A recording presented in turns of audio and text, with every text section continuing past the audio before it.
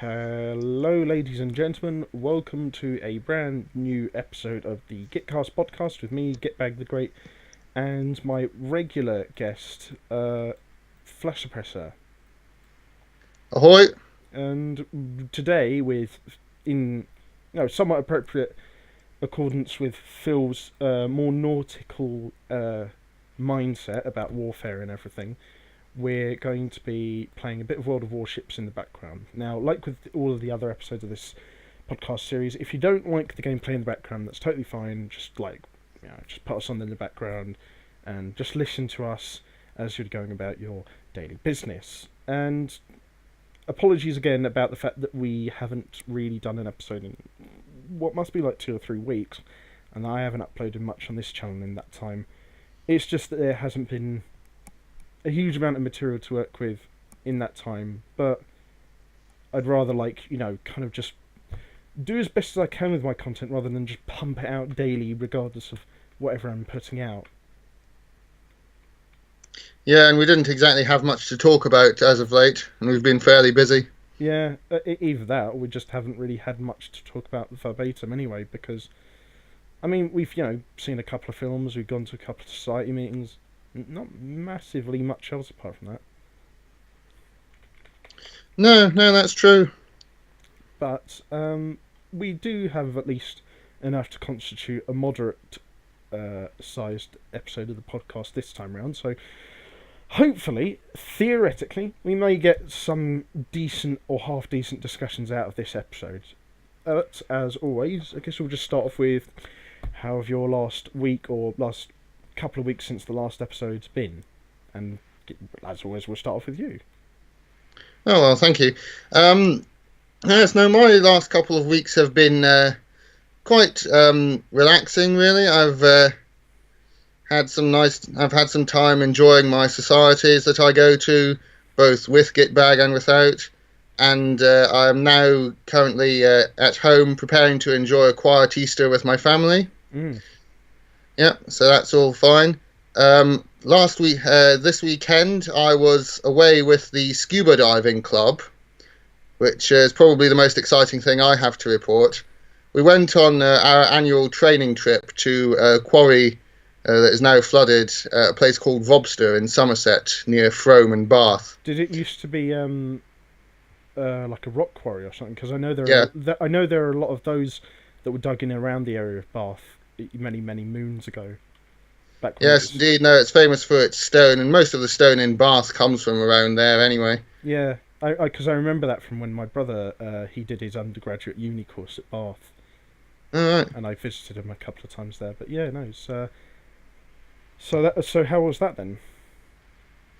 Oh, that was great. No, it's nice going back there after 3 years since I did my basic training there when I was new to the club. Yeah, it was nice to be one of the sort of more experienced people who could help other people out. You know, it makes you feel good to sort of be considered an expert in something.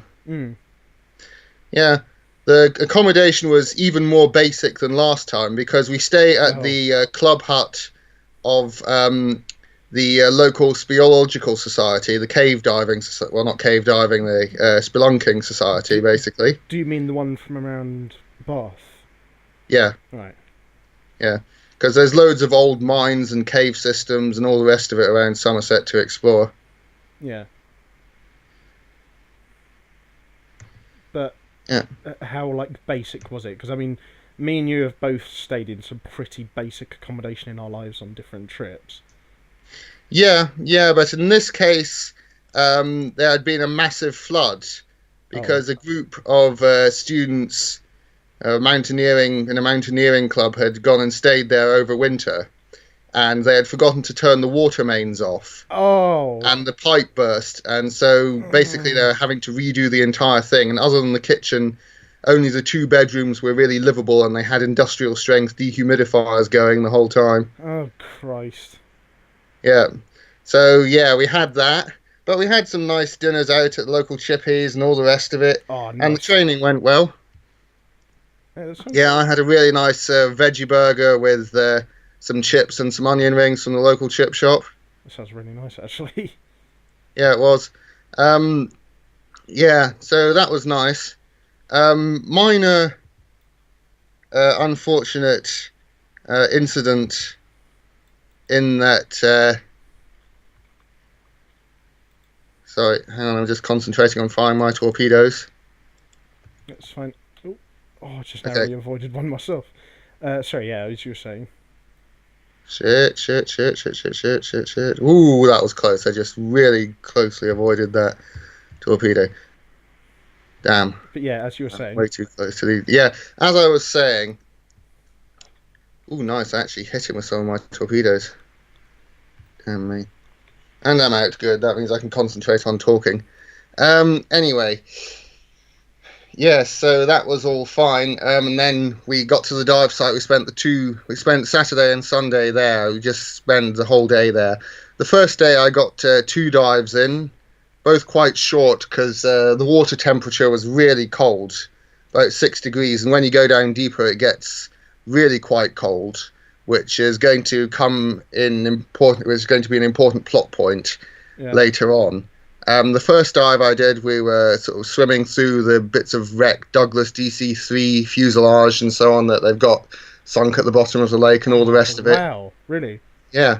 No, so that was fun. But one of the people, the sort of younger ones who did have a qualification but weren't sort of at the same rank as me, he was getting really cold, and so was I. I could barely feel my fingers and toes by the end of the dive. It was that cold. Jeez. Yeah. And so we came up, and then later on that same day, we tried to go down deeper to see the wreck of a fairly large boat that's also at the bottom that you can sort of swim into.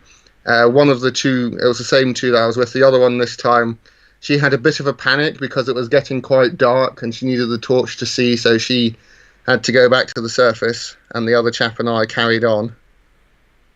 We went to the boat, but again, we didn't spend too long down there, only half an hour as opposed to our usual 50 minutes to an hour of diving because it was so cold. Was the poor lass all right? I hope she wasn't like too panicked or anything. No, she was okay. She did okay. No, quite a lot of the new recruits had a bit of a sort of panic the first time they went in the water because it really is just that cold. This is really the trial by ice. If you can stand diving at Vobster, you can stand diving anywhere, basically. Plus, I mean, like... And I remember when I first went there, I considered quitting as well, but I didn't. I stuck with it, and I'm really glad I did. Plus, I mean, like, even for someone like me who doesn't know sod and all about diving, even I know it's like... it can be quite dangerous if you don't do it correctly. Oh, yeah, definitely. Yeah, but it's really nice sort of coming up to the surface because they've got a sort of burger van there, and they do hot chocolate and teas and hot drinks, and they do sort of bacon baps or sausage baps or veggie sausage or veggie burger baps, that kind of thing.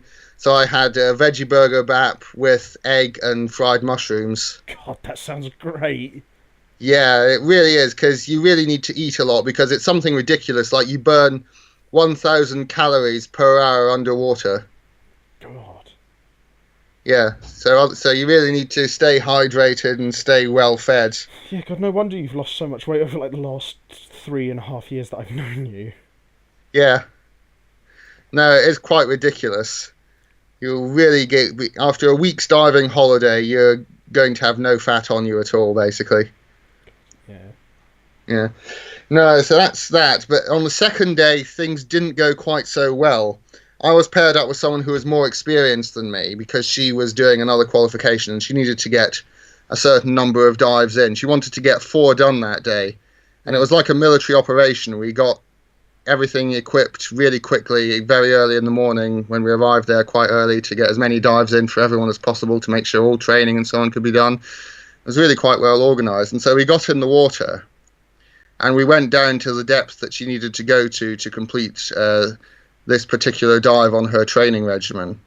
But suddenly my mouthpiece, the regulator as we call it, the reg, it started free flowing. So basically the air just kept streaming and streaming out. Oh shit. And there was nothing you could do to stop it. And it turned out that at that depth it was actually sub-zero, which had caused tiny ice crystals to form around the valve at the top of my air cylinder. So it froze open and the valve didn't work anymore. So we had to do the actual sort of emergency get to the surface quick kind of thing. which meant we had to skip our sort of decompression stop, and we were at a very small but still possible risk of getting the bends decompression sickness. So we had to stop diving for the rest of the weekend, which was frustrating enough for me, but it must have been even more annoying for her. Now, remind me again, and for anyone else at home who isn't as educated with diving, what does having the bends mean? I know it's like from when you come up too quickly, but yes, just for everyone viewing at home, explain what it means to them. Yeah, sure. The bends is a term that first came around actually when they were building the Brooklyn Bridge in New York. The people who went down in diving bells to work on the foundations, when they were brought up too quickly, people noticed that they couldn't unbend their arms and legs. And what happens basically is, as you breathe, your body absorbs nitrogen, which is the main component of air, which at surface pressures is no problem. But when you're down deep, you're breathing air at a higher pressure, which means you're breathing in effectively a larger number of nitrogen atoms. And these are distributed around your bloodstream. And in decompression sickness, when you come up, this pressurized nitrogen in your bloodstream suddenly expands to the way it is again at normal pressures, which basically pushes into your bloodstream and your muscles, and you can form gas bubbles in your blood and brain and so on, and it can be quite dangerous. It's easily treatable if you have the right equipment, but, it's still not a great thing to have in the worst case scenario. And to avoid any possibility of us getting it, we weren't allowed to dive for the rest of the weekend. Well, I mean, that's disappointing, but really it's kind of best. You don't want to, you don't want to mess around with decompression sickness. Yeah, and is there any extreme cases of people having died from it or anything? Oh yeah, people have been known to die from decompression sickness. It's next to unheard of in England for someone to have died of decompression sickness over the past 40 years, because there's just so many facilities for treating it. But if you're diving abroad, you're quite far away from civilization and medical treatment, then yeah, it can be deadly. And a few cases every year or so of people getting decompression sickness, and in rare occasions dying of it even now. Yeah. Yeah, so everyone at home, if you are diving and you're inexperienced at it, dear God, follow the instructions of your more experienced compatriots and your instructors. Absolutely, yeah. The thing is, I wasn't the only one who had an incident like that. One of the instructors who was taking two of the trainees down, he had the same incident. We got the regulators, we hired them out from the shop so that we had a sufficient number for everyone who was going on the trip. We hired them out from a local dive shop. And he had the same thing with his regulator, and so he had to quickly go for the alternative air supply from one of his two trainees, who didn't realise immediately that something was seriously wrong. Right. And when he got her alternative air supply regulator in his mouth, the mouthpiece fell apart, and so he had to swim about 10 seconds underwater to the other trainee he was with to get his alternative air supply before they could go up to the surface. Was she bloody eating it then? No, it must have been poorly maintained or something. It just fell apart in his mouth. Well, that's shocking if that happens with two different mouthpieces on the same trip. Surely your society could go back to the shop they rented the stuff from and complain. Well, we're definitely going to warn them that there may well be something wrong with their gear. Yeah. But, I mean, no harm came from it. We all knew what to do. Yeah, no, that's true. And I guess, we're all well trained in sort of underwater rescue, and that was close. And underwater rescue, and we knew what to do. We weren't panicked or anything. We were just frustrated. No, I mean, yeah. I mean, I've got much less of a sense of patience than you, so I probably would have been a bit more pissed off myself. But yeah, that's true. I mean, at the end of the day, no one was seriously hurt or even minorly hurt. People were just probably a bit shocked. Is that a fair point? I mean, I wasn't there, was I? Yeah. Now, we had some really experienced divers with us, a couple of ex-military guys and so on, who knew exactly what to do. And basically, we just sort of kept ourselves warm. We got changed, had a good bite to eat and a drink, and then we kept ourselves busy for the rest of the day, dealing with all the paperwork, marking down the times that people go down and are expected back up, and taking care of air supply and all the rest of it. Yeah. And overall, the trip was really successful, and we had a great time. there was lots and lots of banter and all the rest of it. Everyone was having a great time. And on the Saturday night, two of the committee members hid a load of tiny Easter eggs Oh, around the nice. bedrooms in the huts that we were staying in. And we were then sort of having a relay race to find the eggs and see which team could get the most eggs. And so all of us students were sort of dashing around like excited 5-year-olds, having this great time finding the Easter eggs. Yeah, bet whichever team had you on it just won because you just no, like everyone's just like normal sized people, and there's this massive German bear like just going, Yes. "Begone with you all!" Has a nose for chocolate, yes. Yes, just like, "Begone with you all! This chocolate is mine. I claim it. I claim Yeah, it." so that's basically how it happened. I was ripping the mattresses off the bed and chucking them around to find the eggs that were hidden in the tiny cracks, and Just I was throwing myself on the floor to scrape anything out from underneath the beds, and I was jumping up to check on top. I sort of found an egg every 20 seconds, but one of the other guys on our team, he took about 10 minutes each time to find an egg, so we came second. Oh. Which was actually fine by me, because the first prize was a big Mars bar Easter egg. The second prize was like, I don't know, Cadbury's Whisper Easter egg or something like that, which I much preferred. Yeah, same. Like, honestly, prefer Whispers a bit more anyway. God,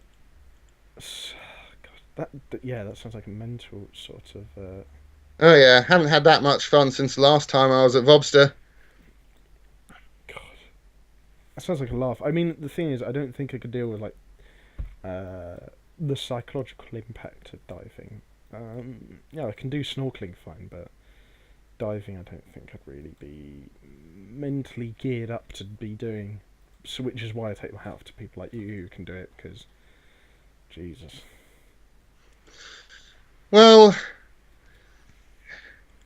it's not. You're trained to a point where it's all instinctive, really, and it's definitely been the best thing I did at university. Yeah. No doubt about it at all. And like, I mean, it's helped you to get more friends and helped you to stay physically fit and tough, Yeah. and it's toughened you up a bit. So, I mean, yeah, why not? Oh yeah, definitely. Yeah, and I remember actually saying, like, I think it was one time a while back when you were still doing the fencing society, and I was mentioning it to someone, and like they were saying, like, God help anyone if Phil joins the Royal Marines, because then they'll just be faced with this German titan of a man who's like coming ashore, MP5 in one hand and a massive like saber in the other. It's just like, although with you it'd probably be like some Langskret sword or something. Yeah, Landsknecht sword or Kriegsbeil or whatever. Yeah. Or a Kriegsmesser. That's my favourite medieval sword, actually, a Kriegsmesser. Meanwhile, then you've got just like me behind you with like a shotgun and a Polish hussar saber. Yeah, what would you be like, wearing a sort of bowler hat and a cigar, like a sort of Londoner kind of thing from the 1940s? Yeah, just just shouting, "You slag!" just every time I fire a shotgun.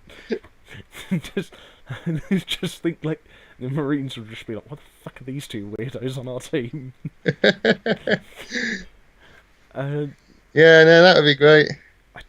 Yeah, haven't had anything crazy as that happen to me. Like, I mean, all the societies I've ever joined have been pretty pretty tame in terms of the environment that they entail. I haven't had anything nearly as dramatic or as exciting happen to me like that over the last 3 weeks. I think, I helped my mum move house. Her new place is really nice.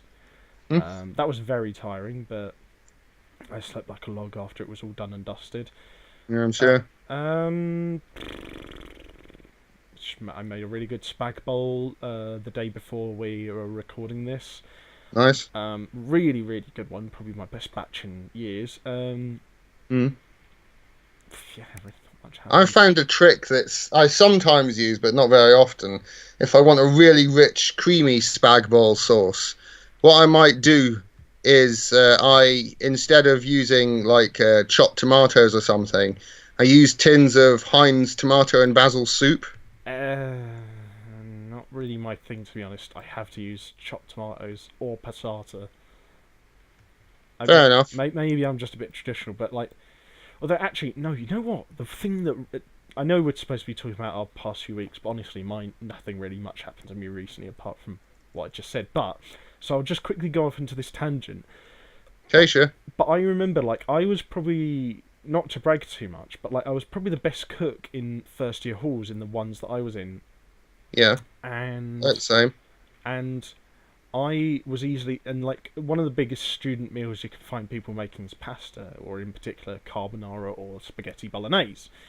And Yeah. I was easily by far and away the best person on my floor in first year halls when I was doing my first year of my undergrad course Yeah. at making spaghetti bolognese. And like I would do the whole shebang. I would do it with like onions, like fresh onions, garlic, red wine, beef mince, tinned tomatoes, tomato Hmm. puree, mixed Italian herbs, bit of chili flakes, maybe some salt and pepper, a bit of like thyme and everything. And then everyone would just be like, just a jar of domio and like some beef mince. And I was just like, no, no, just fucking no. Like that is just. I'm sorry, like no offense to people who work for Domio, but your sauce is shite.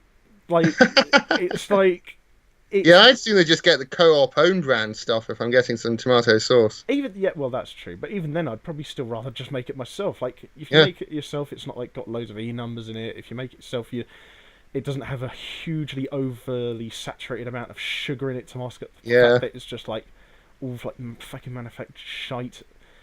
But yeah, it's just like I was just like, come on, like the more effort, like yeah, okay, fair enough. Putting effort into it is tiring and it's not always practical, but like that's kind of part of the fun. And like the more effort you put into it, the better it tastes. And they were just like, oh, I don't really care. I was just like, fucking let me cook some for you, and then you can fucking try it. I know it's ridiculous to get so angry about it, but just for someone who likes food as much as me, it really does my head in.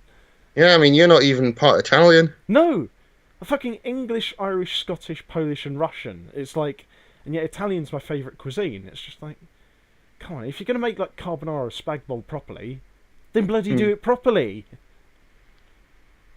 Yeah, I know, totally. I mean, maybe I went off on a bit of an overly exaggerate tangent there, but that's just how I feel about it.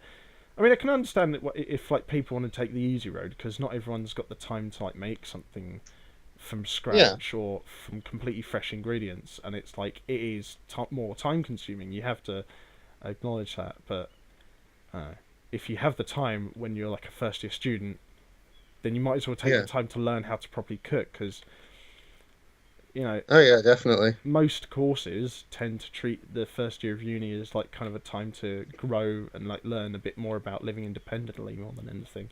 I mean, that's Oh, at yeah, least how it was with my first year course anyway. certainly. Um, but yeah, uh, but then it like eventually got to the point where it was just like I suddenly became like the mother hen of like my floor, and I was the one like teaching everyone how to cook and how to sort of. And if like someone's in like a really deep shit situation, I'd just be like, here I've got like some leftover spaghetti napolitan or a tin of beans. Like, here, let me do it up nicely for you. And it was just like I did enjoy doing it, and it's probably part of the reason why I ended up taking so many jobs in like hospitality, catering, and retail. But Hmm. yeah, I don't know. Although to be fair, since then I've also gotten really sick of working, you know, re- retail, hospitality, and catering. Well, less so retail. Yes, yes, you had some stories to tell about that, and you were working at Waitrose, but you're looking for other jobs, aren't you? Yeah, I was like, there was. I mean, like, I'll be honest. Working in retail's not terrible. There are some bad bits about it, but I'd say like definitely work. I'd rather do that than work in the kind of hospitality and catering jobs I was doing before. I'm not talking about like chefing or being a chef or being a waiter. I'm talking about Yeah, kitchen porter, which is basically like the lowest job you can have in the food and catering industry. And I did that for what must be about like 3 years on and off for different agencies because most of it was done 0 hour, and yeah. I fucking never enjoyed it. Always hated it. It was just crap work, absolutely unpleasant. Um, Mm. and there was an agency I did some for in London, where I did some work for them at Lord's Cricket Ground and also at Stamford Bridge Football Stadium. But apart from that, I hated most of the jobs I had in that particular field because Mm. you literally just paid basic bottom of the rung minimum wage, not even any bonuses, and it was 0 hour contract, so you didn't know when you were going to work anyway. So it was just like, oh, it was Yeah. awful. It was really just terrible work, to be honest. And I always got shouted at as well, which I didn't enjoy.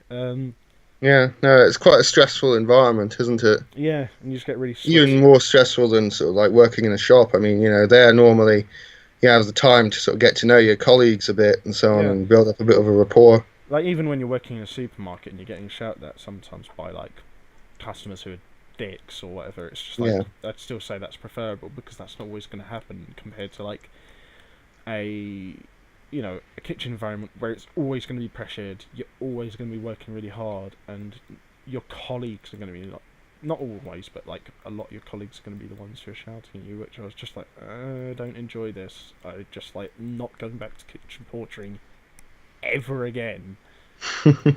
Um, and I haven't, to be fair, so quite appreciated not going back to it. I mean, it was kind of just money at the end of the day, but still, just glad I haven't gone back to it since.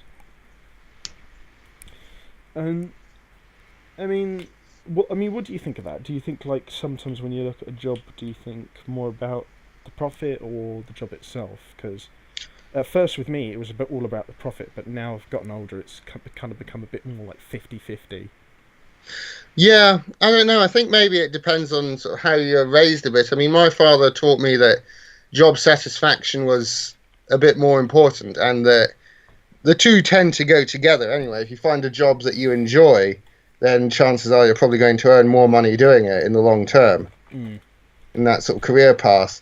I mean, I sort of look to try and see, what kind of wages I can expect to earn in a given range, and then I obviously look for the best option in that regard. But I would never do a job that I would feel sort of unhappy doing if I can avoid it. Yeah, For instance, at the moment, I'm applying for various internships in sort of public sector work and so on, and hope to kickstart my career and all of that sort of thing.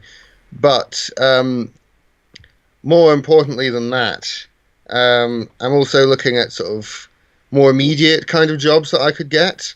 And one thing that I'd quite like to do, it's quite low paid, only about 15 grand or 16 grand sort of pro tem, for as long as you're doing for the sort of length of time that the contract is, which is sort of most of a year in sort of heritage work, basically being one of the historic property stewards for the National Trust or English or Scottish heritage, that kind of thing. yeah, And that's something that I really like to do because I really like going to see historic sites. I really like learning about them. I really like helping others learn about them. And it's something sort of practical and history related, so I think it would be ideal for me. mm.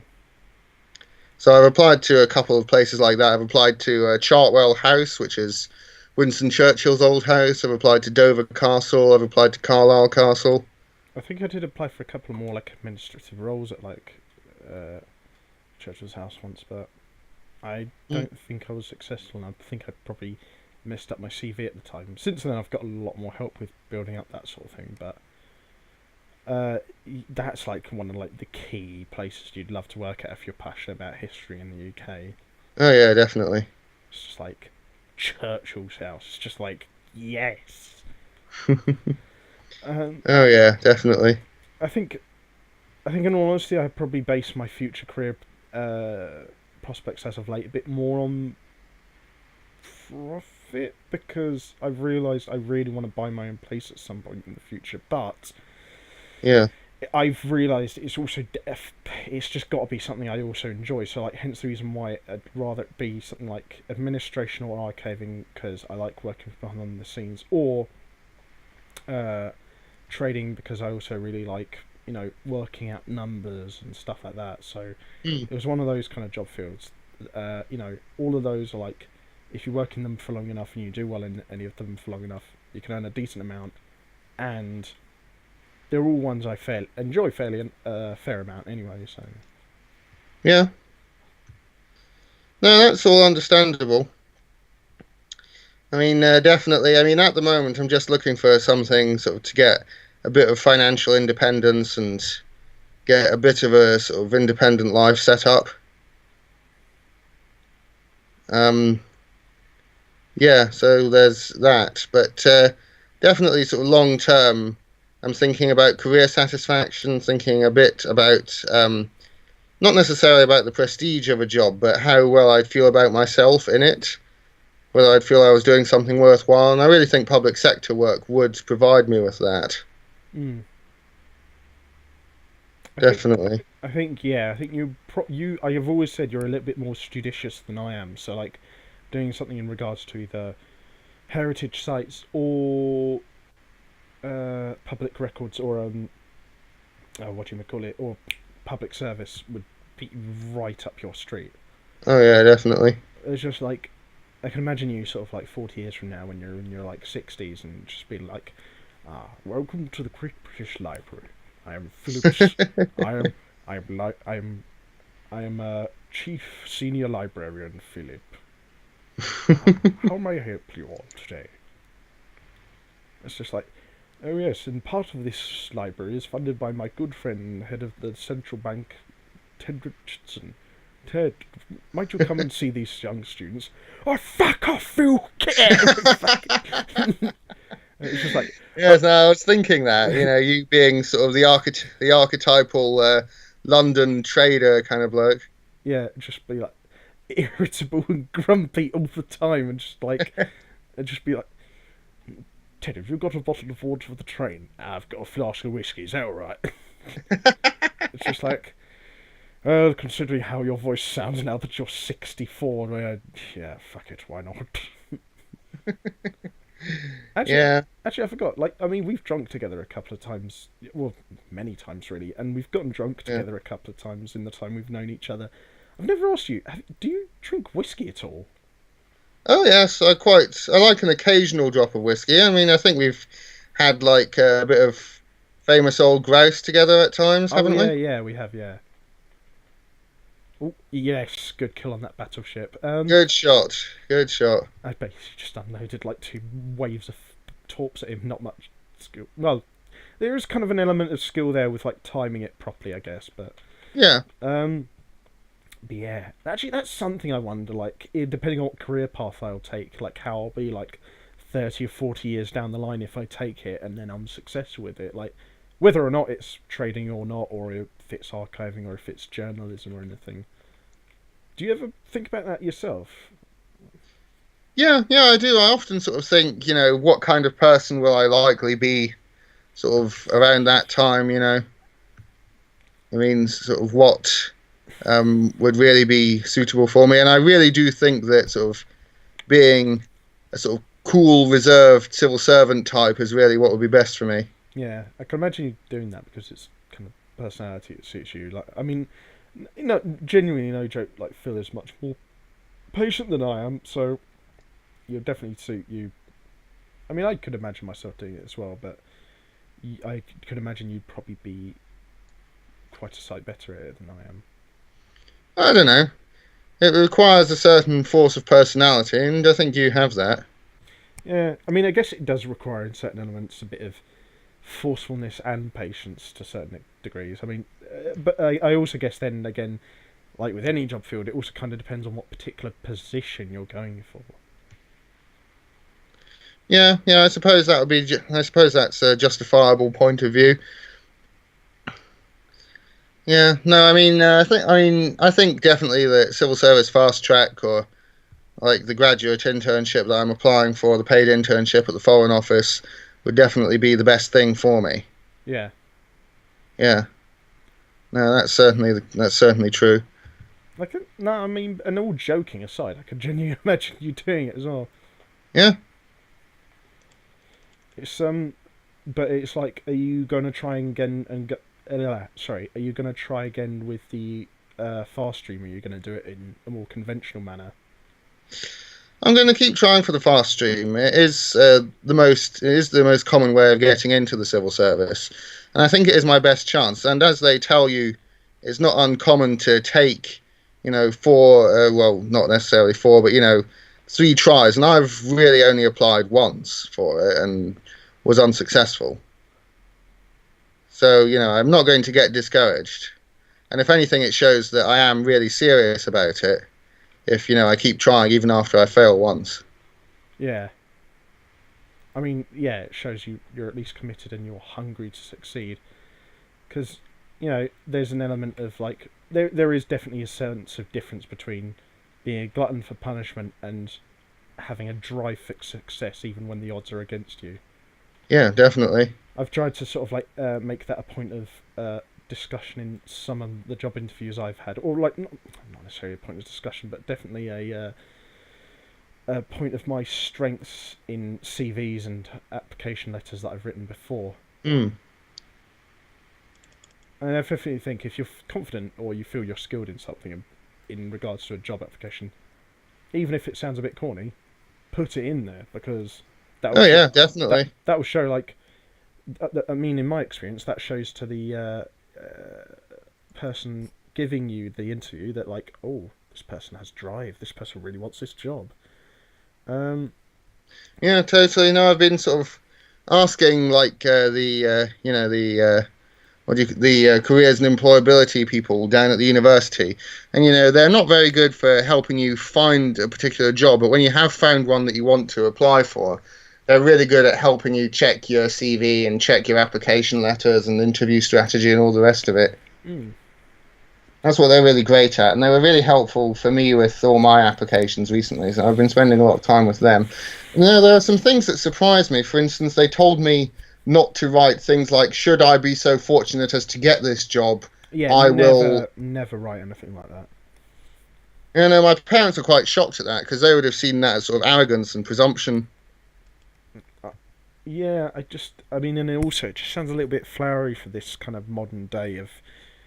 Yeah, I mean, the guys at the Careers and Employability Centre said, that was something that you might say in a physical interview, but you would never write in an application letter, apparently. Which surprised me and surprised my parents, but, they obviously know their stuff. I mean, especially with your mum, when she's been in the civil service for several decades. Yeah, but to be fair, she hasn't had to apply for a job for several decades. She's had, 2 or 3 jobs in her entire career. She hasn't really had to sort of deal with that for some time now. Whereas, like, I'm only 24 and I've already had, like, about, like, 7 or 8. Yeah. And they've been in at least, like, 3 different industries. I can't see that as being a little bit... Well, I used to see that as being a little bit embarrassing, but nowadays, actually, I kind of see it as just being like... Well, yeah, no, that's actually good. I mean, having experience counts for a lot more than, qualifications do in certain circumstances. Yeah, I mean, it looks good on the CV, and... Yeah. Even if... And there's always something you can learn from any job, even if it's not necessarily the one you want to have for the rest of your life. And even if it doesn't necessarily help me get any jobs, at least it'll give me some, like, good stories and good advice to tell in the future. Oh yeah, definitely. Because I definitely, like... You're going to be a great granddad. Yeah, it should be like... Yeah, I'll be able to tell, like grandkids when they go into, like, uni, if I have any grandkids, that is, of course. Yeah. I'll just be like, yeah, just don't be afraid when you go into uni. Like, when I was there, I had to work as housekeeper, kitchen porter, door-to-door fundraiser, like... worked in supermarkets, and I worked as like a, worked as like writing blogs as well. It was just like, just don't be afraid to just like, because like you'll have to take like 1 or 2 crappy jobs when you first get into work, but just stick your neck out, keep working hard, and keep doing what you can do with the stuff you are passionate about, and you'll eventually get there. It might not work for a long time, and it might not appear like it will at first, but just keep at it. Wow, I didn't think we'd get something so inspiring out of, like, a conversation that started off with me taking the piss out of us 40 years from now. Yeah, no, that was quite intense there for a moment. We seem to be doing that a lot these days. There must be something sort of existential about being our age and in our sort of position. Either that or having an existential crisis already at the age of 24, which is a bit upsetting, but probably not, to be fair. Best get it out of the way early.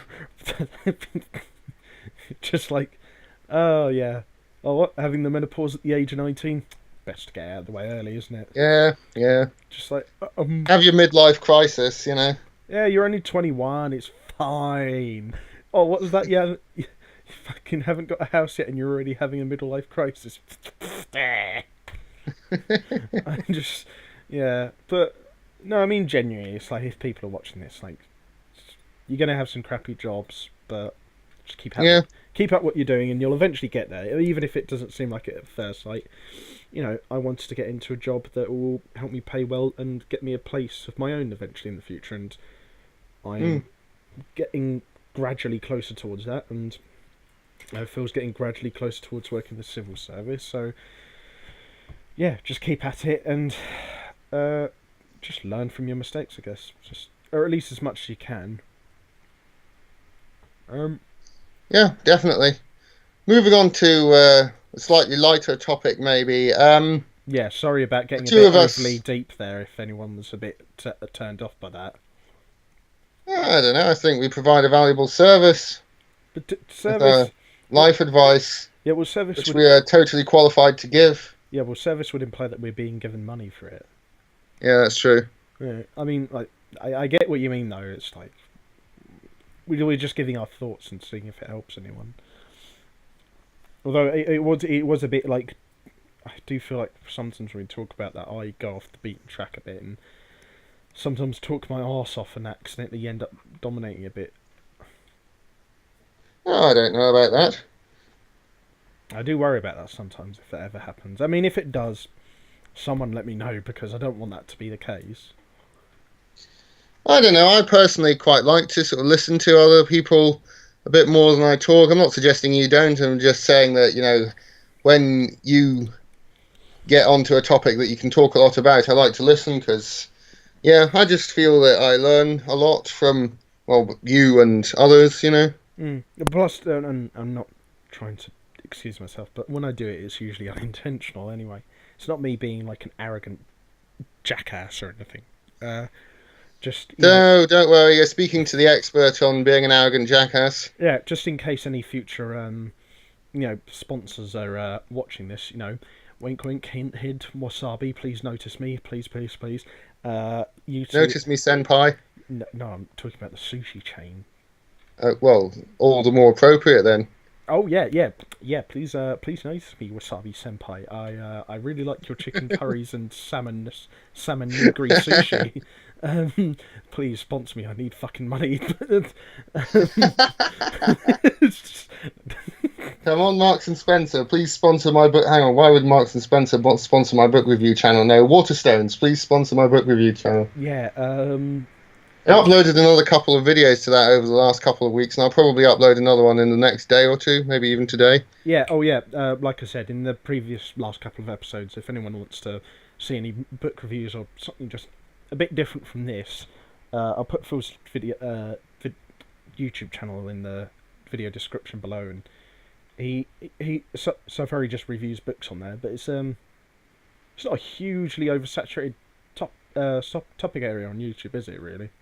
No, certainly not the kind of books that I normally like to review. Things like non-fiction or certain other topics like satire or comedy books, that kind of thing. Mostly book review channels on YouTube, from what I can tell, seem to concentrate on sort of young adult fiction and so on, which, you know, is fair. That's where the market is. But I don't know. I just felt there was a niche that I could exploit there.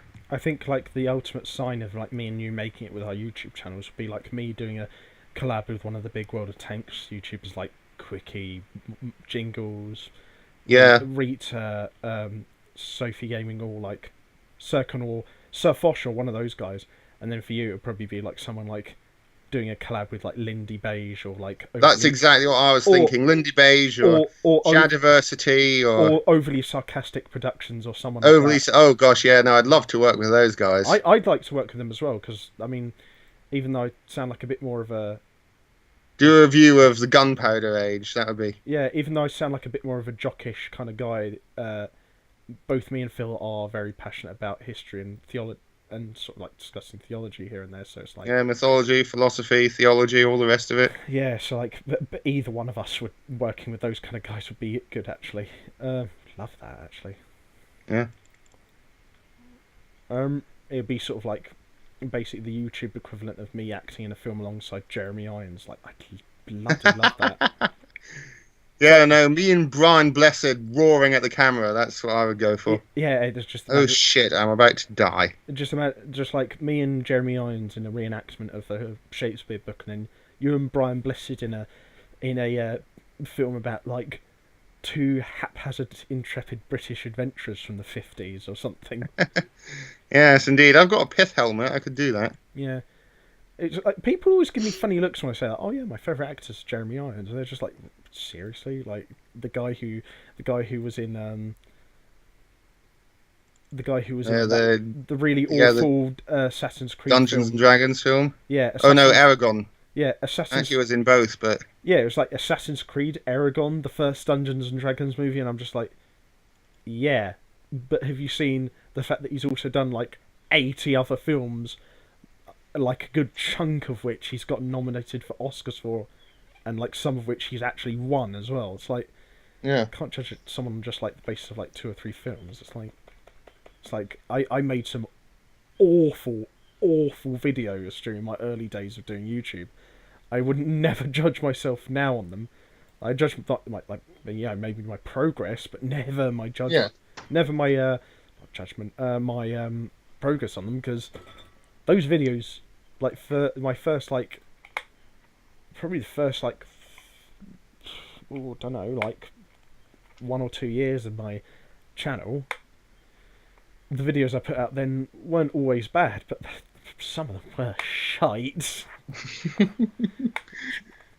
yeah. No, it's always nice to sort of see like people like YouTubers who've been on YouTube for a long time and go like maybe even as far back as sort of a couple of years after YouTube was founded, and look at the differences in quality. You know, the ones who've made it, the big ones like Game Theory and all the rest of it, or even overly sarcastic productions, how much they've improved. I was shocked by how long they've been around for. I thought like they seemed like I thought they seem like they've only been around for 2 or 3 years, but they've been around for several years, and they've like kept a Yeah, totally. and like the thing is, they definitely improved over the course of that time, but they've been really consistent. It's like they're kind of like the theology, mythology, and history equivalent of like the angry video game nerd, where you can definitely see the improvement over a long period of time, but they're generally like very consistent.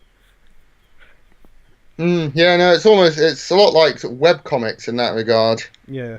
where you can sort of see a real improvement if they've been around for a long time. I know you're not as big a fan of web comics as I am, but yeah. No, I could see what you mean though. It's definitely a fair point of comparison. I probably don't read webcomics as much as I used to, although I should probably get back into it because I follow a lot of animators and cartoonists and people like that on Twitter. And Yeah, no, I like following artists and so on DeviantArt and stuff like that. I do it more on Twitter than I follow them to like be it their Patreon or their DeviantArt or whatever pages and stuff, or their Instagrams stuff. I mean, social media is a wonderful thing, despite its downsides, because it can lead you onto some tremendous resources and malarkey that you might never thought of. I mean, Yeah, definitely. It's starting to sound like an advertiser from circa 2004, but it's true. It's like, despite the downsides of social media, it connects us in a way that society never has been before. Yeah, no, I'd agree with that. And you literally got like, I literally saw this thing like a few weeks ago where this hentai artist got a job just by like posting his stuff on Twitter, and he got a job with like a couple of writing and art firms in Japan who do some hentai and some non-hentai, sort of like manga. And then you also got a consistent regular job with Faku.net, I believe it is, who I think are like one of like the world's most well-renowned like porn and hentai distributors, and I was just thinking like, despite how what people feel like being squeamish about that sort of thing, if you've done that from just having posted your work on Twitter, like, fair play. That is Yeah, no, that is really quite impressive. that is very impressive. Like, dear Lord, regardless of whatever you think about the industry, I mean, that is solid like workmanship. Yeah, no, it really is. But you see that a lot, like people on the internet making, a job out of their hobby and so on, And it's good when you can. particularly artists and so on. Places like DeviantArt allow artists to either self-publish or to connect with publishers and commissioners and that kind of thing. And it kind of it goes back to the earlier point of like, you're going to have to take some jobs that you might not always enjoy, but that are going to help you pay the bills for the time being. Yeah, But while you're doing that, don't feel afraid to don't stop what you're passionate about. And if you get a job out of what you're passionate about after some hard work, development, and evolving and all that shit, then go for it. It's like whether you're someone who draws hentai, or you're someone who writes for cartoons, or you're someone who does gaming videos, or whatever. Like, or if you're someone like Phil who wants to go into the civil service, it's like, yeah, definitely. oh, damn it, No, get what experience you can and take what enjoyment you can out of things. yeah, And if you're really unhappy, then, take steps to change your life. yeah. Whether it's going for the civil service through the far stream or drawing, uh, Working for a local council for a while to build some experience in the public sector. yeah, or posting, You definitely look out for that. yeah, or posting hentai tentacle porn on Twitter. It's just like, Yeah, totally. you do you. Honestly, it's just like, and don't let people judge you. If you enjoy it, then do it. I mean, I was about to say, just so long as it's legal. Like, if you're, say, a grave robber or a drug dealer, then just fuck off. Like, but just suck an egg. But you get the general gist at least. Yeah, I get the idea. And you're quite right. God damn it! I got into being really deep there again. And I didn't mean to. I was just like, yeah. Job experience and like advertising on social media is really good. And I was just like, follow your dreams again for like the second time in the space of like 20 Follow minutes. your dreams. Don't be a kidnapper or a grave robber. Yeah. Yeah, don't like murder children. Just I don't know how you go from, oh yeah, follow your dreams and get loads of experience on your CV to don't murder children. It's just like, where do I go to this shit? Like, how do I connect the two? My mind just does whatever it wants. But yeah, like that's just the general gist of what we're trying to say about that. I know we talk about it a lot on this series, but it's true, and it's like a true part of life. As Oh yeah, definitely. as much as some people might not want to see it that way, it's just how it is. Um,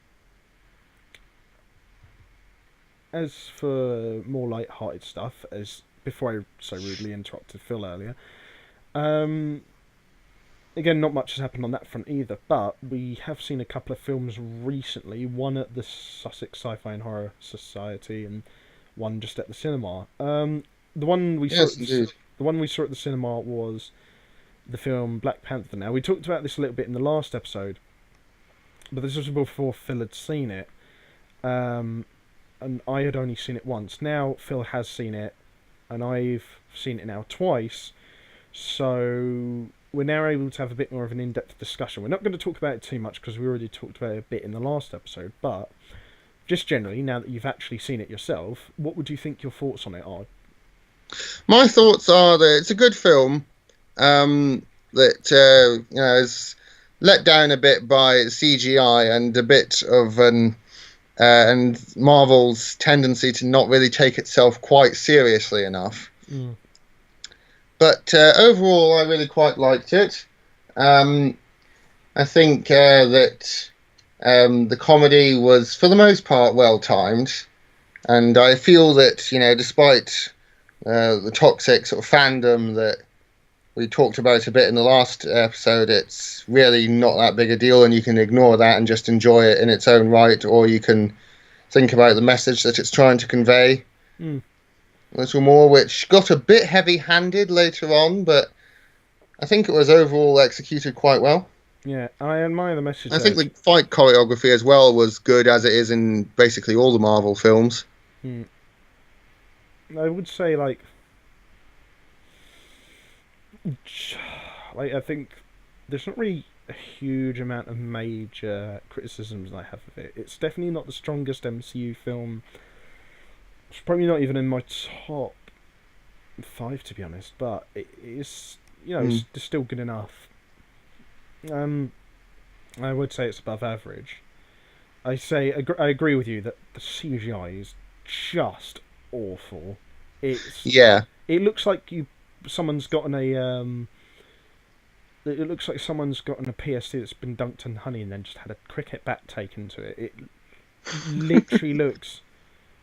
I thought it looks like the bizarre new computer generated Thomas the Tank Engine if it was set in Africa. I haven't seen that. Neither have I really, but it looks weird. The textures are all weird. Oh god, I'm gonna just do my. That's just gonna do my head in it when I see it because I used to watch Thomas the Tank Engine all the time when I was a kid. Yeah. Um, No, I mean my sort of thoughts, particularly at the climax, were when you come in with battle rhinos in a big yeah, melee fight in the middle of a grassy field that looks somehow less realistic than the big grassy field in the Battle for Naboo in the Phantom Menace, yeah. then something weird is going on. Or it's like when I'm more convinced by the CGI and the fight scenes in fucking Blade 2, where that's a great film, by the way. It's a fantastic bloody gory superhero action film, and it's Yeah, honestly a top recommend from me. But there, I mean, like, it's kind of a product of its time because a lot of CGI back then was shite. But the CGI in that film is terrible. There's a fight scene near the beginning of it that pops to mind, but it's like honestly, the CGI in Black Panther makes the CGI in films like Phantom Menace and Blade 2 look actually really good, and yeah, that's not a good thing. That it honestly, like in unlike disregarding anything about message or writing, the CGI is probably the worst technical aspect of Black Panther for me. yeah. Though I will say I like the costume design, Yeah, the and they costumes. fit well with the aesthetic. Yeah, definitely the costumes are fine. The sets are good. The physical ones at least, and Yeah, like you said, the fight scenes, despite the fact that they're marred by the CGI, are still very entertaining. It's just that the CGI does get in the way of it sometimes, way more than the last few MCU films I personally felt. yeah, I mean, and it's kind of a shame because this was, in terms of its setting and its ethos, this is quite unique in compared to some of the MCU films. So yeah, definitely. I don't feel it was outright spoiled by it, but I do feel that maybe that was a little bit marred by the fact that the CGI is beyond ugly in this film. And also, it's like some of the, didn't I remember the way that he deals with one of the rhinos at the end of the film by like just placing a bit of metal on top of it. It's just like, there you go, little rhino, that'll take care of you. And I was just like, I literally just saw that guy just bundle like 5 people into the air without even looking at them. It's like, that's not going to hold him. It's just like, um, like I said last time, although I will say, like last time, the writing, while not great, it is conveying a good message that like extremism and like like black nationalism being the way to emancipating the black American community or whatever is not the right way to go. Like the message of the film is we have to work together and like put aside our Yeah, differences, regardless of race, politics, geographical location, or whatever, in order to help each other. Like just blaming one group for everything, whether they're white or black, is not right. And they show both sides of that debate in a fair detail, I think. And but they clearly show that like the side that Warmonger is showing, like of like extreme black nationalism and using their methods that they used against us against them is like, while maybe understandable, is not the right way to go. yeah, definitely. No, and I also like various other things. Like they plainly sort of sort through the sort of world building they did quite well for this one. I like the allusions to Bast, the Egyptian cat goddess, Yeah, which is the sort of deity of Wakanda, the kingdom in Black Panther. That was quite clever. And yeah, it also sort of put me in mind of the video that once again overly sarcastic productions did on the history of Africa, sort of refuting ideas about development and sort of backwardness. Yeah. Yeah, so it put me in mind of all of that, which was great. But as I say, it's strangely, despite being a lot more overtly political than most of the other ones. I mean, I'd say it's the most politically charged one since The Winter Soldier, really, to be honest. Yeah. Despite that, it's strangely childish in a Yeah. lot of ways. Oh yeah, I will say like the writing is probably the other weakest part of it aside from the CGI for me because the comedy isn't overt as in some of the other films. In fact, it's generally a fairly appropriate film in terms of tone throughout a lot of the film. But like I said last time, there's a couple of jokes. I don't know if you noticed them yourself. Like that just pissed me off, and I was just like, there's one where near the end of the film, Umbaku, like this big sort of leader of the gorilla tribe in the Yeah. mountains, he hits someone with his club and they like go flying for like several meters, and he goes four, as in like a reference to golf, and I was like, I'm.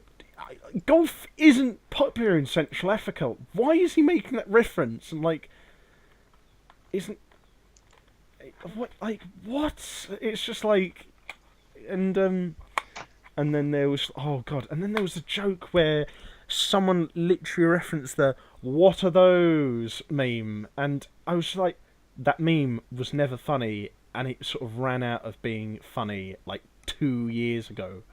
Why are you making it now? Yeah, I know. I mean, I was half expecting to sort of hear an arrow to the knee joke at some point. God fucking hell! Just like someone had done that. Yeah. Done But that. to be honest, the weirdest thing that just stuck with me that I noticed actually while I was watching the film, Yeah. it kind of took me out a bit, is the gorilla tribe. They say that one of their fishermen discovers T'Challa's body. Yeah.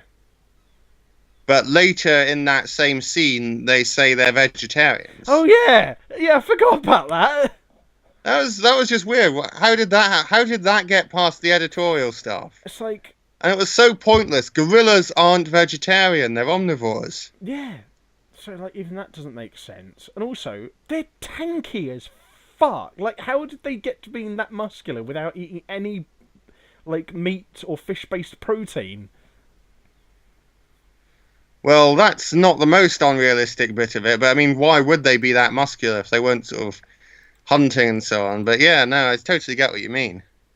Yeah, it's mad. Particularly like fish, which is just sort of packed with protein. Did you just log off of World of Warships? Yeah, I'm sorry about that. World of Warships crashed on me. I'm back online now. Can you send me another platoon invite? Yeah. I can't see. It doesn't see. It just doesn't seem to me like you're online actually. Really? That's strange. I am now again. Oh yeah, I think you might. Okay, here we go.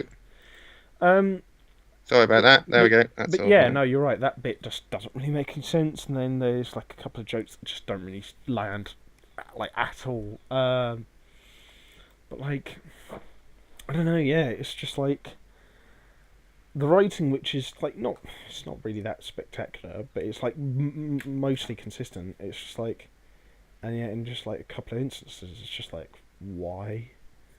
It's like, what is this? Like, this is really terrible writing. Like that joke stopped being funny like 2 years ago. Please stop. And it's just like, yeah. So don't go into this expecting the same level of writing as in, the first Avengers or the first Iron Man or something, or Yeah. or like something a bit more dark like Shadow Man or the first Crow film, because you won't get it. Although I will say it's still a bit more appropriate and serious in tone compared to some of the other MCU films, which I think this is a criticism a lot of other people have raised, but many of them are a bit overly light-hearted and overly jokey the whole way through, and that does get on my Yeah. nerves. Get on my nerves with not all of them, and not the whole way through, even the ones that are more egregious, but does happen in a lot of cases in the MCU films, I do feel. Yeah, no, I'd agree to that. Yeah. And I mean, it's not as bad as in say the Dark Ages of comic book films in the late 90s, Oh yeah. where it's just like, for example, if you want to see a film that's just got too many puns in it for a superhero film, just look at the Shaquille O'Neal flick called Steel, which is based off of like, Oh gosh, that.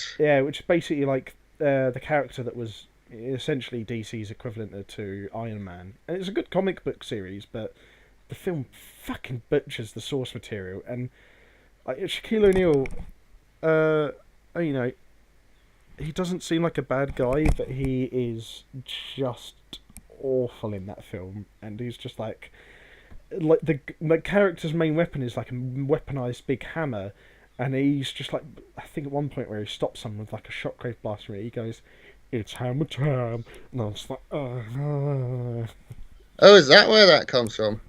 no, ha- hammer time is still from like that MC Hammer song, but it's just like, Oh, right. that song was really big at the time when the film came out, so it was kind of referencing that a bit as well as playing on the pun that like Steel's main weapon is his hammer, and it was just like, Yeah. oh, fucking god, that was unfunny. Just like not even in a so bad it's good way. It was just pain. Uh, actually, we'll get on to something about superhero films in a minute, but we might as well just quickly before we do that. Yeah. I wanted to ask you what your worst superhero film ever is, but before we do that, I guess we should also just quickly review the film that we saw at the Sussex Sci-Fi and Horror Society meeting. I think it was last week, Yes, I think so. or no? No, no, it was the week before last, wasn't it? Oh, we saw a couple of films since then, but that we should probably just quickly mention. Yeah, I think so. Last week we saw the first Battle Royale film, and then the week before that we saw Serenity, which is the follow-up film to the TV show Firefly. Yep. And we'll just quickly mention them without going into too much detail because we don't want to spoil them. But especially Serenity, because like talking about that in depth would of course incur spoiling the whole TV series it's based off. But Yeah. just generally speaking, what did you think of Serenity to start with? I rather liked it. I like a sort of sci-fi aesthetic where things sort of seem cobbled together and dirty and grimy and so on. And I really like that. And I really liked the sort of central conflict that was set up, and the characters were all quite endearing. I particularly liked the main female character, the young girl, and her relationship with the crew. Mm. She was quite well developed, and she was presented sort of quite tastefully. It was an interesting look at sort of being traumatized. What I didn't like is that, I mean, this is probably unavoidable for something that's a follow-up to a TV series, but I felt like there were a lot of elements that viewers were just expected to know, so it wasn't really as accessible to new viewers as I'm sure the writers intended to have it. Yeah. And yeah, Yeah. that's kind of a weakness of the film because it not all of the references, but a lot of them do rely on the fact that you've seen or at least witnessed a bit of the original TV show Firefly, which is a good show. Take nothing away from it, but like, it was kind of the thing is the show was actually cancelled somewhat prematurely, and they only Yeah. realised that it had a huge following like about 2 or 3 years after it was cancelled and after Joss Whedon presumably threw up a bit of a fuss about it, and they realised, okay, bit of a mistake there. We Yeah. can't really make a new series of it at this point, but we can at least try and make a serial follow-up film out of it. And I probably would have preferred another episode, another season of a show, but credit where credit's due. It's nothing like super special, and I'd say probably the show is a little bit better. But for what it is, it's a decent film. It's like just generally entertaining. You don't know, and you don't even necessarily have to know a huge amount about the show either. Just I don't. I mean, it helps. It does help. That's the thing, and it's definitely more for the fans than I would be comfortable Mm. with. But that being said, it's still like generally accessible. Yeah, no, it's just a fun action film in its own right. Yeah, But you do get the feeling that there are some inside jokes that are maybe meant too much for the fans, yeah, to be honest. But no, I liked it. I liked the characters. I liked the aesthetic. I liked the action scenes. I like the idea, and I know a bit about the lore of the Firefly universe, despite sort of never having actually seen any of the TV show. yeah, yeah. But I That's think I have enough to really appreciate it. yeah. Like I said, it's helpful to know some of the background, but it's not super essential, so to speak. That does help a little bit. That it's not like say um the Ultramarines film, which I did enjoy, but at the same time, it does help if you know a lot about the Warhammer 40k franchise, because Yeah. otherwise you'd just be like, wait, what the fuck is going on? I think I've kind of screwed up my first game in this French battleship, although at least I've gotten a kill. But um, yeah, and generally just quite a satisfying sci-fi action film. Rounds off the series fairly nicely, although like I said, I probably would have preferred another season of the series itself. But you can't win them all. And like the thing is, they did cancel it a bit prematurely before realizing the series actually had a huge following. So it's kind of these mistakes do kind of happen sometimes, I guess. As for the other film we saw, which was last week, Sci-Fi and Horror Society meeting, Yep. um, I mean, it wasn't really so much a sci-fi or a horror film. It kind of had horror elements, but it was, of Yeah. course, the first It battle was royale. sort of sci-fi in the same way that Hunger Games is sci-fi. Yeah, kind of. It was basically the first battle royale film, which came out in, I think it was 2001, wasn't it? 2002? No, I think you're right. 2001. Oh, sorry, I accidentally lowered the volume there a bit. Um, but yeah, it was 2001, wasn't it? Yes, I think you're right. Um, and so this was kind of like the premise of the film was in part based on the issue in Japan at the time of like quite high juvenile delinquency rates, which was connected to a number of issues that stem back from both the 1960s and the 1980s. Hmm. It's a long story. I could do a whole video about it, but like basically just Yeah. there was a real big boon of juvenile delinquency in Japan between the late 80s and the early 2000s, and so it was kind of Yeah. based I mean, in even Girls on Panther did a bit of a reference to that. yeah, and that was released several years later. But Yeah. and so the basic premise of Battle Royale is that a bunch of delinquent school kids are taken to an island, given a bunch of weapons and gadgets, and they're told to like kill each other. But if they try to tamper with like the collars that are around their necks, they'll blow up.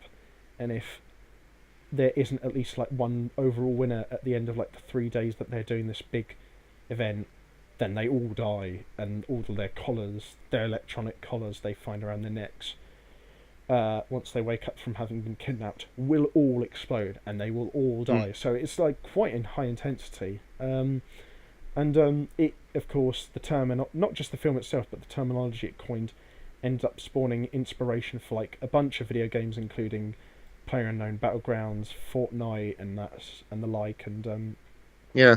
and we also got to see a fairly decent, not as good, definitely not, but a okay sequel some years after the first one. I can't remember when it was released. I think probably like 3 or 4 years later, if memory serves me correctly. But yeah, I mean, it's a bit hard to understand, not just from a language view because it's in Japanese, but from a cultural view because the Japanese have, of course, very different views to delinquency and violence than the British do. But Yes, indeed.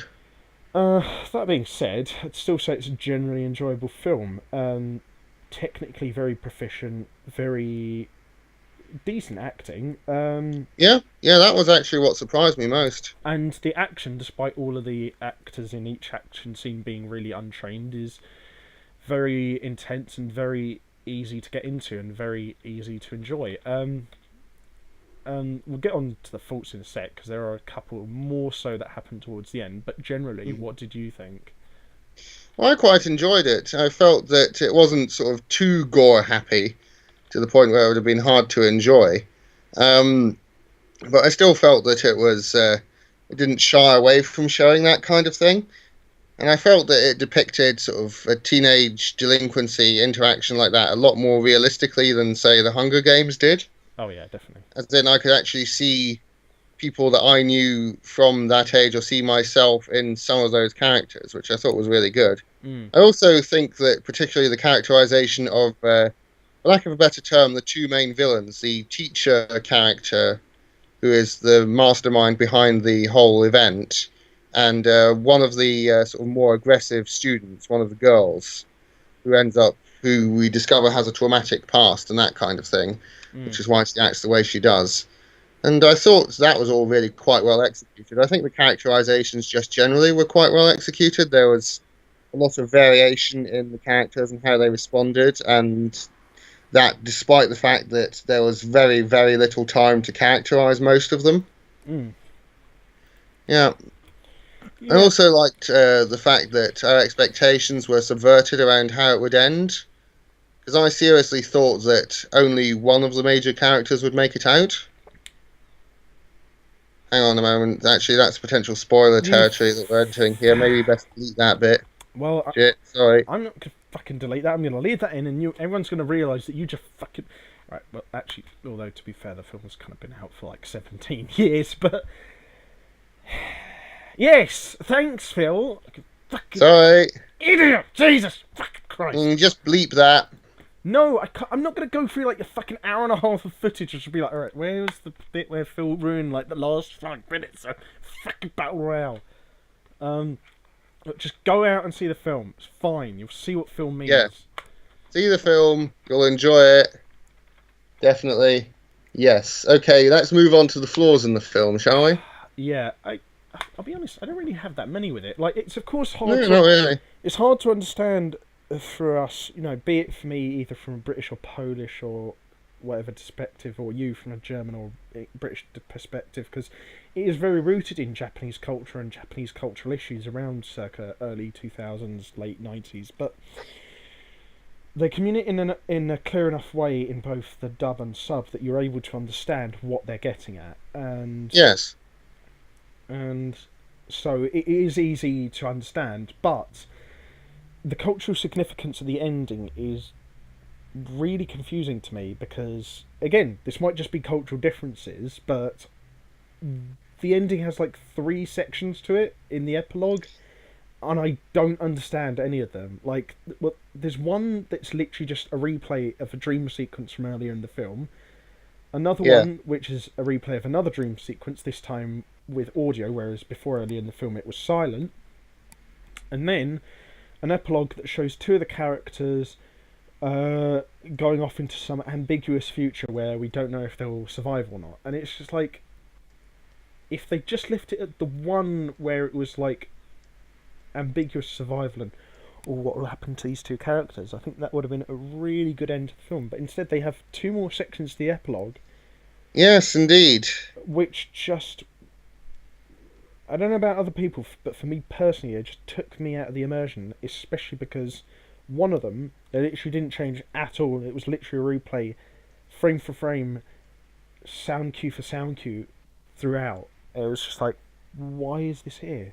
Like, we've already seen this, like, twice. I know, that was weird. Well, we noticed this with Your Name, that the Japanese seem to like fairly drawn-out Return of the King style endings. I don't know. Personally, I quite liked it. I was particularly impressed by the teacher character, the way he was portrayed. But that's also one of my sort of big issues with it. First of all, I really liked his voice work. I think he really nailed the sort of slightly unstable teacher that we're all kind of familiar with. Yeah, Takeshi. From our time at school. Takeshi Kitano is the name of the actor. Right, yes. No, he was really good. I really liked him. But there was also that whole thing with the sort of mildly disturbing surroundings about his life, the way we see how his life has turned him into the way he is, and his strange attachment to the one girl character, the female lead. Yeah, it's like a little bit like you can kind of see where they're going with it, and it does lend to sort of quite an interesting edge to his character. But what were your Hmm. like more deeper thoughts about that?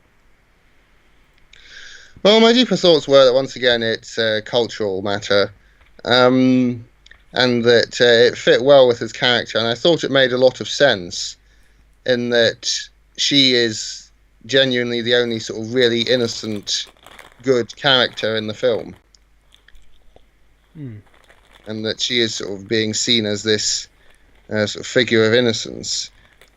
And it's not anything sexual, I don't think. I think it's genuinely wanting to be a sort of father figure. Oh yeah, no. Like whenever I saw it come up throughout the film, I always thought it was purely paternal and like Yeah, definitely. in a sense of like admiration and sort of like Mm. not idolizing, but yeah, kind of like a sense of weird paternal admiration and such. Because Yes, it's this sort of strange closeness in a world that's gone increasingly mad. I think that was illustrated quite well in the really sort of greyed out dream sequence. I really liked that one in particular. I think that was my favourite dream sequence, rather than the one where they just did sort of reverse the footage of somebody dropping a basketball.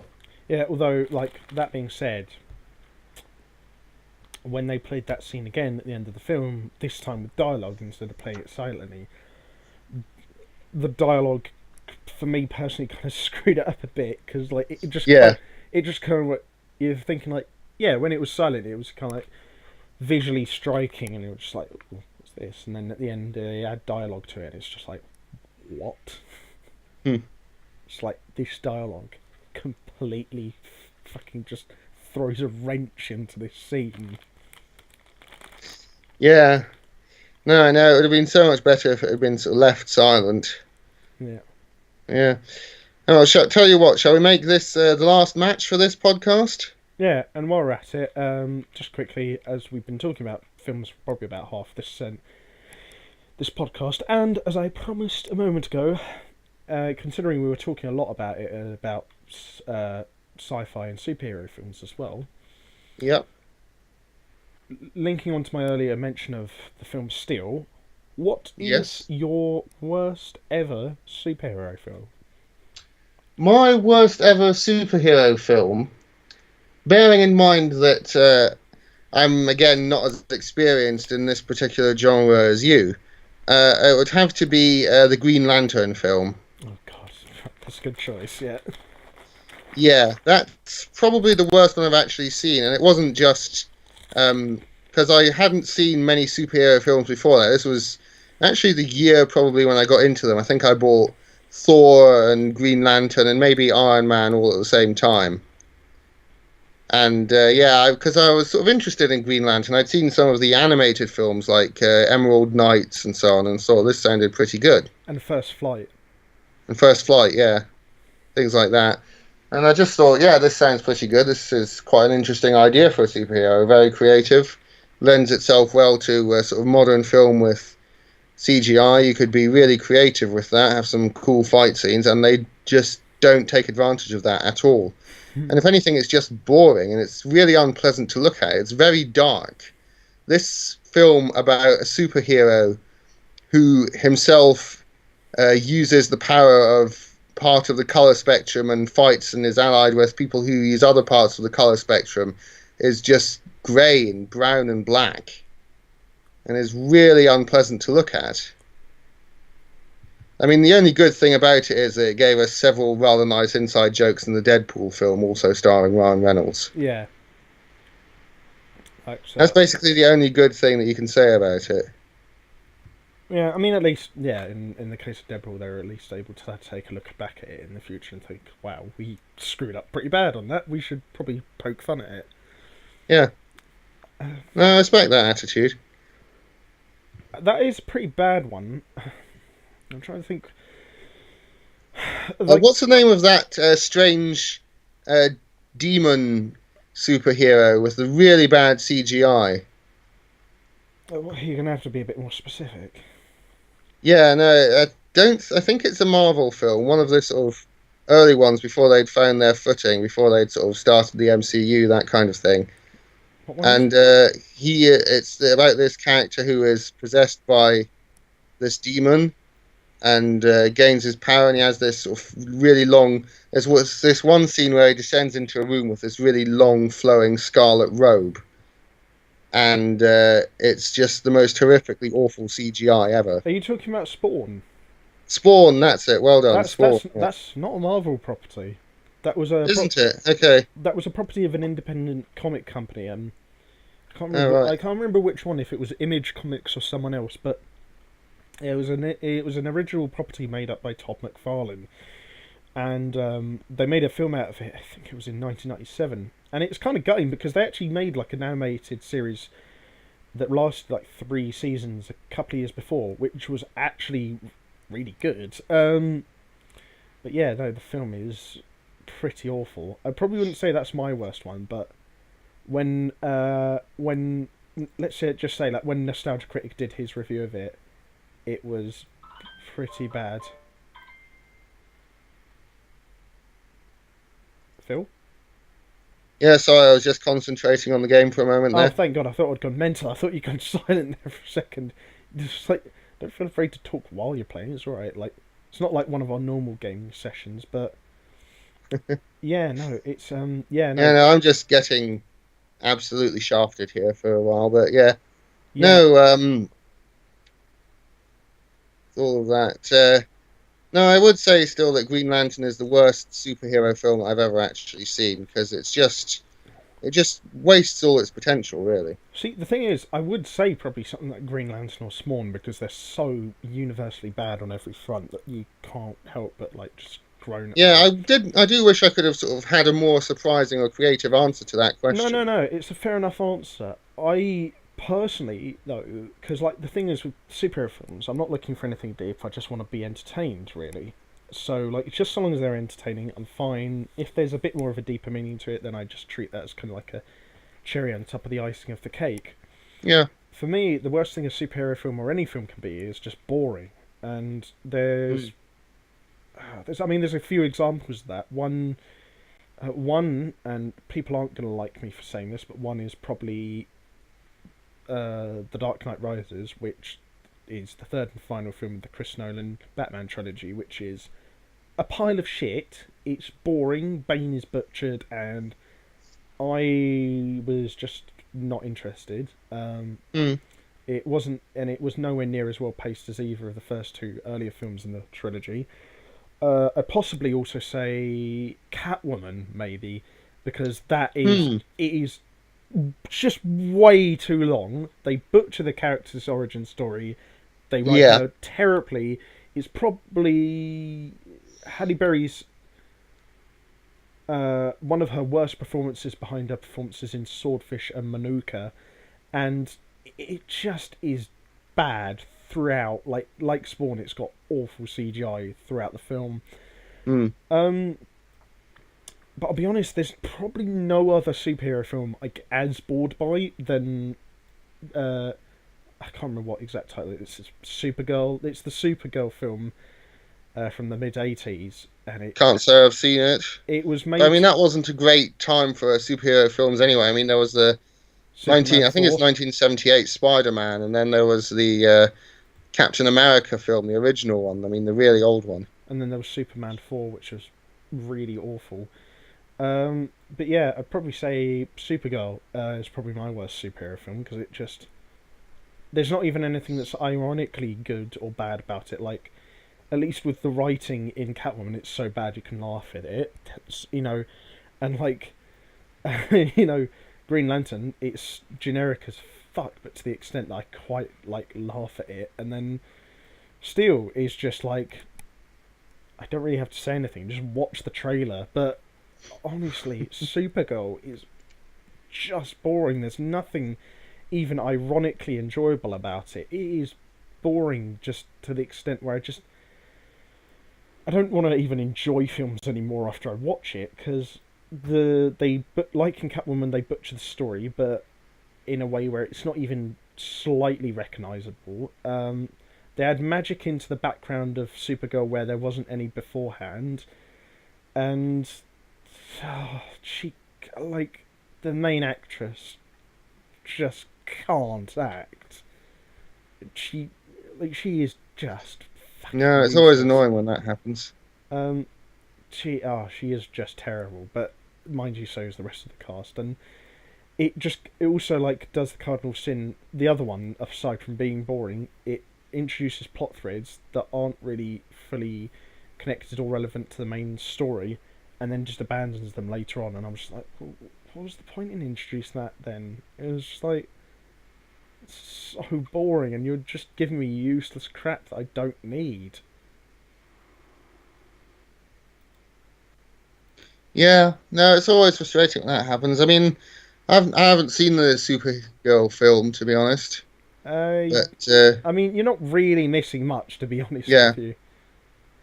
Um, it's it's literally like, what if Catwoman was based on one of the slightly older DC properties, and what if it was mm, like 10 times as boring and also had 10 times less impressive technical features to it, which is bad already when you're comparing that in that regard to Catwoman, which, as we kind of discussed, has awful CGI.